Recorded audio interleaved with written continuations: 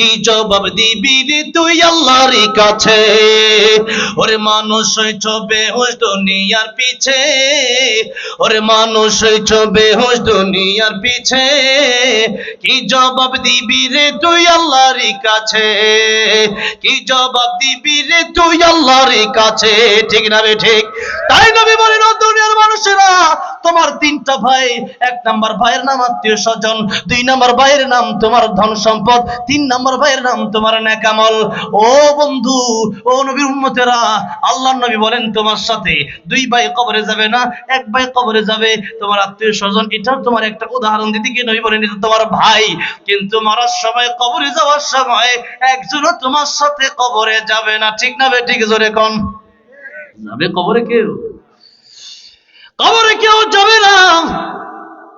সম্পদের পাহাড়, এই সম্পদ আপনার সাথে কবরে যাবে না, এই সম্পদ কবরে যাবে না। তাহলে কি যাবে? নবী কয় নেক আমল করো, নেক আমল।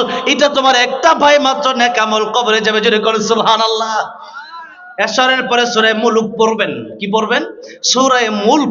এশারের পরে যারা তিলাওয়াত করবে, আল্লাহর নবী বলেন কবরে কোরআন তাদের বন্ধু হয়ে যাবে, সূরা মুলক তাদের বন্ধু হয়ে যাবে। আর কিয়ামতের কঠিন ময়দানে সূরা মুলক ওই ব্যক্তির পক্ষ নিয়ে আল্লাহর দরবারে সুপারিশ করবে, আল্লাহ তারে যদি জান্নাতে না যাও আমাকে অস্বীকার করো, আর তারে জান্নাতে দিলে আমি তোমার কোরআন ঠিক আছি। আল্লাহ বলবেন, কোরআন রে, তুই আমার কালাম, তুই গায়রে মাখলুক, তোর কথা আমি আল্লাহ রাখবো, তোর সুপারিশ আমি আল্লাহ মঞ্জুর করব।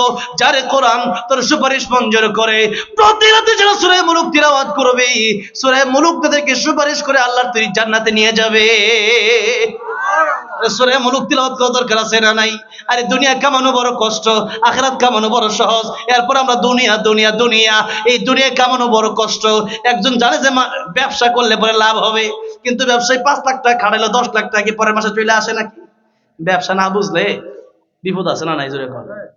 ব্যবসা আমিও দিছিলাম, ব্যবসাতে লস।